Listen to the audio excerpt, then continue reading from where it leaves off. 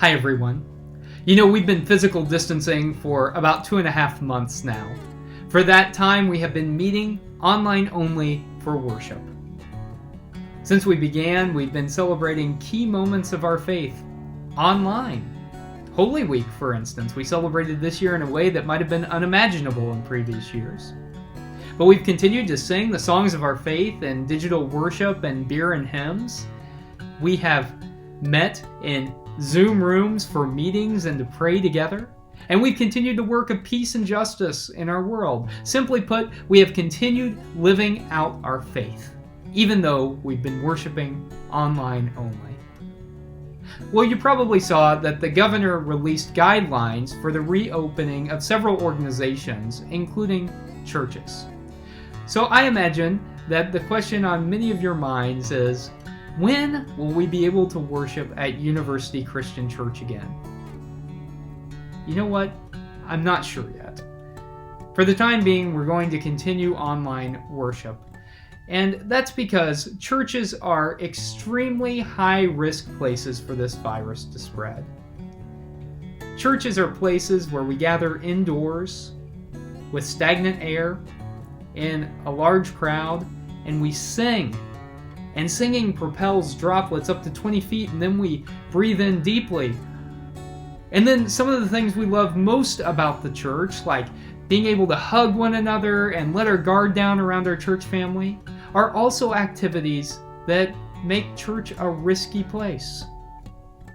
Unfortunately, I think some religious communities have put pressure on government officials to ease up restrictions, even though it's still not safe to be in church buildings.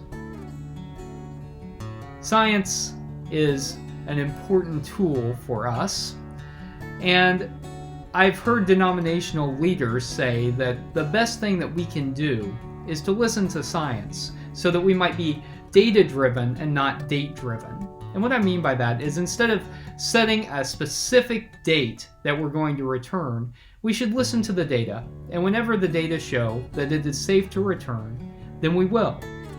But I expect that whenever we return to the church, it will be in a modified format. We can probably expect masks and to be physically distanced from one another. We can likely expect for attendance to be limited, and for a shorter service. I know that will break your heart. I've been thinking over the past couple of weeks about a plaque that we had at the last church that I served. It was in the entryway, and it was a plaque from the Red Cross thanking the congregation for serving as an emergency hospital during the 1918 influenza epidemic. It was a reminder to me that there is life on the other side of a pandemic, that there is hope for new life. That is the central message of our faith, after all, isn't it? That there is life beyond this. And so I think we ought to be filled with hope for what is to come.